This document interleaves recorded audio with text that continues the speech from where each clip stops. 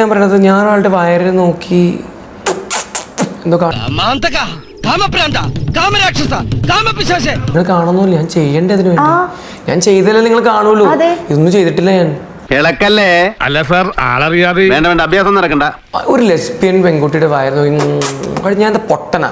ഇതിപ്പോ എവിടെ നിന്ന് ചാടി കാണിക്കൂ ഞാൻ അങ്ങനെ എന്തെങ്കിലും ചെയ്യൂ? ഏതെങ്കിലും ബുദ്ധി അല്ലെങ്കിൽ ബോധമുള്ള ആൾ ഈ ഒരാളുടെ വയറ് നോക്കി അങ്ങനെ ചെയ്യൂ? ചേട്ടാ അവമാനിക്കരുത്, ഞാൻ നല്ലൊരു കുടുംബത്തിൽ പറഞ്ഞവനാണ്. നീ നല്ല കുടുംബത്തിൽ പറഞ്ഞു, ഞാൻ പിന്നെ മറ്റേ കുടുംബത്തിൽ പറഞ്ഞാണല്ലോ. എവിക്ഷൻ കുഴപ്പമില്ല, നല്ല സാഡായിരുന്നു. ഈ പറഞ്ഞ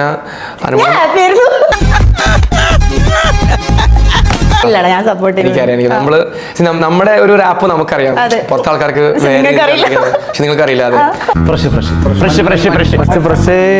ഒരു സ്ട്രോങ് അണ്ടർസ്റ്റാൻഡിങ് ഇടയ്ക്ക് പുറത്താക്കിയാൽ ഒരു രസം ഉണ്ടാവുമല്ലോ, മസാല കൂടുതലോ വിചാരിച്ചിട്ട് ഓക്കെ അക്സെപ്റ്റ് ചെയ്ത്. ആര്യൻ എന്ന് പറയുന്ന ഒരു ഗെയിമർ ആ വീട്ടിൽ ഇപ്പോൾ ഉള്ള എല്ലാവർക്കും ഒരു കോമ്പറ്റീഷൻ ആയിരുന്നു.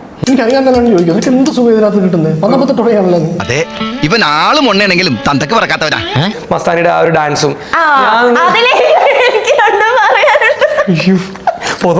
ഞാൻ കുറച്ച് ഓവറായില്ലേ?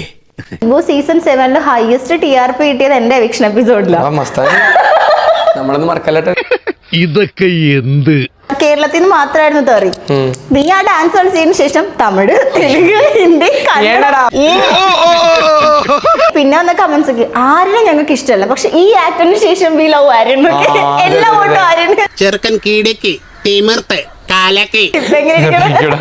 ഇപ്പൊ താങ്കളെ ഹീറോ എന്റെ മുന്നിലിരിക്കുന്നു. പക്ഷെ മസ്താനിക്ക് ബാഡ് കുറച്ച് സൈബർ ബുള്ളിങ് ഉണ്ടായപ്പോൾ ഞാൻ വിചാരിച്ചു സൈബർ ബുള്ളിങ് ഞാൻ നന്നായിന്ന്. അങ്ങനെയല്ല അതൊരിക്കലും പറയില്ല. ഞാൻ ഔട്ട് ആവുന്നതിന്റെ അന്ന് രാവിലെ ഞാൻ നിന്നോട് പറഞ്ഞില്ല, നിന്നെ കാണാൻ രൺബീർ കപൂറിനെ പറ്റിപ്പോയടാ.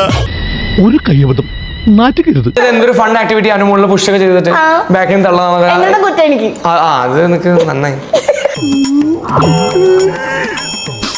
80% എന്നെ അക്ബർ ആക്കാൻ നോക്കിയിട്ടും ആൾക്കാർ ട്രോൾ ചെയ്യാൻ നോക്കിയിട്ടും ഞാൻ ട്രോൾ ആയിട്ടില്ല. എനിക്ക് മനസ്സിലായിട്ടില്ല ട്രോൾ. അതിന് ഒരു ബുദ്ധി വേണം, അതിവനില്ല. എന്നാ ഇറങ്ങട്ടെ, നാളെ വരാം.